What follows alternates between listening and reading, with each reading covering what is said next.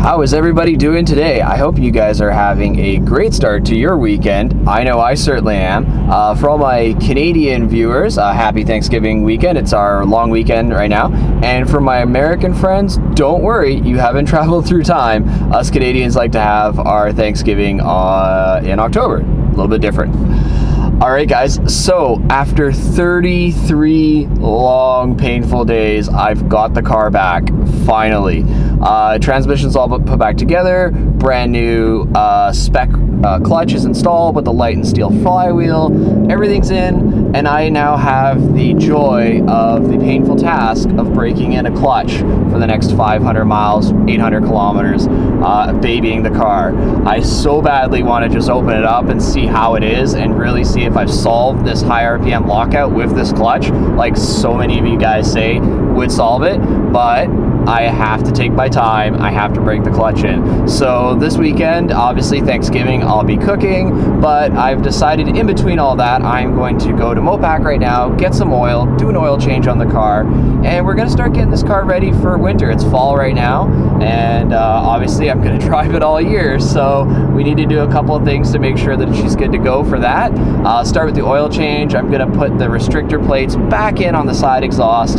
Don't need to have it all open and crazy during the winter, and I'm gonna put the back seats back in the car. When I got the car, it came with the Laguna Seca rear seat delete previously installed by the last owner, and the guy was super particular and kept everything, including the rear seats, which I'm quite confident no one ever sat in. I got the car, it had 4,200 kilometers on it, so I have no idea at what point he put the Laguna Seca in, but I've got a 2-year-old son. He's about to turn 3, and he's just dying to get into this car. So I've got a Recaro race seat for him, like a child seat, and my wife's been using that in her car, and she's not thrilled that I'm going to take it back. I used to have it in my Focus ST, kind of matching the Recaros that were in the ST. I've got Recaros in here, so you know, it's got to match.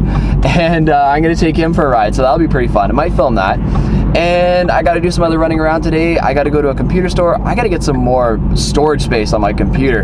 I built the computer to actually do all my video editing, and it's capable of editing everything in 4K. I shoot everything in 4K, but I res it to 1080p when I upload to YouTube. But because I'm filming everything in 4K, the files are just massive, and I'm running out of room quick. So I got to take care of that today as well. So a lot of running around, a lot of stop and go traffic, which is what I need to do. So not a huge amount of fun, but yeah, I'd love to tell you guys that, you know, everything's solved, everything's awesome, but I just don't quite know yet. So I'm almost at Mopac. We'll go inside, we'll go get some oil, and we'll get ready for the rest of the weekend here.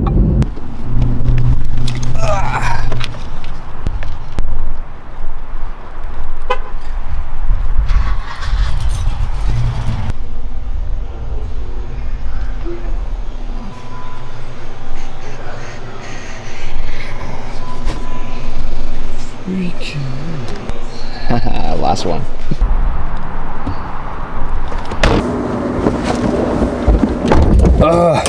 And 150 bucks later, you have oil and filter. Wow, it's expensive doing oil change in this thing. Never gonna get used to that, but whatever. All right, one stop down. Now I'm gonna head over and try and get some more RAM, or not RAM, sorry, but some more hard drive space on this computer so I can do some editing tonight. Hopefully try and get this video up for you guys today. But yeah, so I think the main things that we're gonna have to start addressing as we get closer to winter is obviously giving the car a good detail, getting it cleaned up, getting it kind of prepped. We don't get a lot of salt here in Vancouver. It's not that bad. It's primarily rain, freezing rain, and then the odd little light snow dusting, although last winter was really bad. So I'm hoping this one's not as bad, but obviously tires. So I'm working on that right now. I'm gonna try and get some tires tires, and we'll go over it with you guys as well. We'll really kind of put them through their paces and see how well these tires work with a car like this, with this much power during a true, you know, fall, winter, spring kind of scenario, and really see if some of these high performance all seasons that are out there really do live up to their name. So that's kind of what I'm excited to test out. But yeah, guys, so the tune on the car right now, we actually removed the tune when we brought it in to get the transmission done. It wasn't necessarily that I was paranoid that they were gonna freak out because there was a tune on it. I mean, it's the transmission that has an issue, not the engine. But at the same time, 50 extra foot-pounds of torque, you know, 30-40 extra horsepower. I just don't need that right this moment. Unfortunately, last night was one of the last drag races of the season. It rained.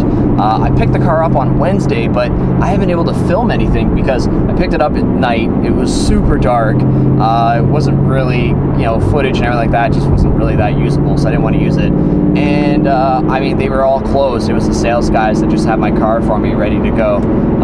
They had the exact same car as mine in the showroom, and it was funny because when I was signing my paperwork for picking up the car, this young kind of new sales guy was trying to sell my wife on the Boss 302, and you know, he had no idea that she actually knows what it is and knows a little bit about cars. She grew up around cars, so she gets it, and she was just playing with the guy, and the guy's trying to sell her this car, and then she was like, yeah, that's mine over there. It's all done out. I don't know why I would buy a stock car for that much money. The guys kind of chuckled, and our sales guy kind of got a good laugh out of that. He knows us, and he knows that we like to mess around a little bit, so he had a good time too. But they had like 5 GT350s sitting in there, and man, every time I look at those things, it gets more and more tempting. But I don't want to get rid of this one. If anything, I want to grow the collection. Love to keep this car and just add a GT350 right next to it. And who knows, maybe I can do my own kind of like comparison on this car versus a 350 and just a Boss 302 owner's opinion, you know, after I've done some more track day events with this car, really kind of seeing what this car's fully capable of, and then picking up a 350 to add in and just see, you know, how does that, you know, how's the evolution? How's that car kind of progressed? How's this, what's the new version like? So I haven't driven a 350 yet. Obviously I got friends who have them. You know, anyone wants to let me drive one, let me know. But yeah, I look forward to do that real soon as well. So yeah.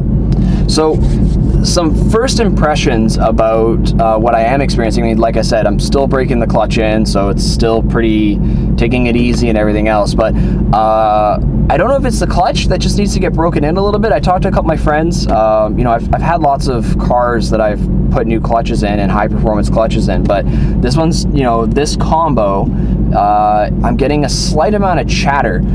Only at low speeds, just when I'm engaging the clutch quickly. And it's not full-blown chatter, but it's just a little bit. And I'm not sure if it's just the disc needs to get broken in a little bit more. I mean, it only has 200 miles on it so far, so we're not even close to really truly broken in. And even then, when they say 500 miles, me personally, I always try to put a little bit more on, just to be safe, just to know I'm okay before I start romping on it. Hey, blue Boss 302, that was cool. Don't see those very often. I know a guy locally who has one, but that guy was a lot older than him, so maybe it's a different car. But yeah, anyways, so back to the clutch. You know, I got the clutch, I got the light and steel flywheel from Spec, so, you know, that combination, I'm just dying to see what that feels like under full acceleration, just to see how much quicker the engine revs up and everything. But yeah, for now, I've just got to kind of wait and see. But a little bit of chatter. The clutch is definitely firmer. It's a weird thing to try and describe the difference between something being firmer and stiffer.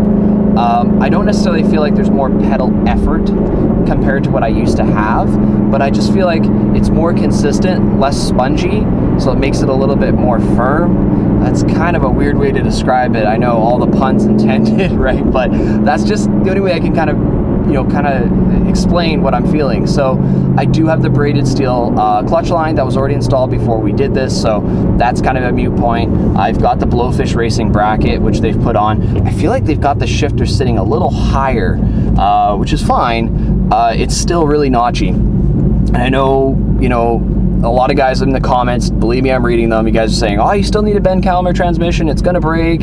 Why didn't you do that? Okay, this was all warranty. My total bill was this.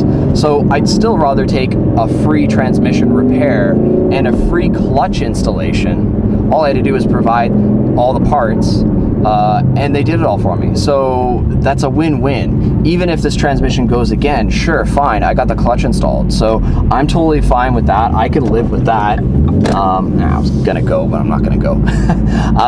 Yeah, I mean, I can live with that. That's fine. So for me, I think I might try and grab an MT82 transmission and just have it sitting and then send it out to Ben, and that way I can still continue to drive the car, and then once he's done with the transmission, he ships it back, I can just simply swap it. It's not a big deal for me to do a transmission swap, especially on these things. When I was really young and stupid, I did a clutch job on my 67 Mustang. I did it myself in my driveway, and those 4-speed top loaders are a lot heavier than modern transmissions. I actually laid underneath the car, I shimmied the transmission out from the bell housing, and wham, landed square on my chest. I cracked 2 ribs. That's what you get when you're 19, you're stupid.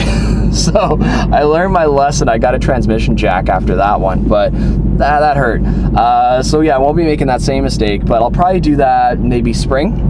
We'll see how the winter goes. I mean, I don't predict this is going to get beaten on too bad. So obviously, if I'm not going to be beating on it, it should last. You know, come track day events, which I've got the first one in March, so that'll be interesting. It should be raining once again. I'm gonna try out some high performance all seasons. So we'll see what they really mean when they say these things are high performance. We'll take it on that track day event, and we'll see what that's like. I did do a track day event this summer with the Pirelli P0s.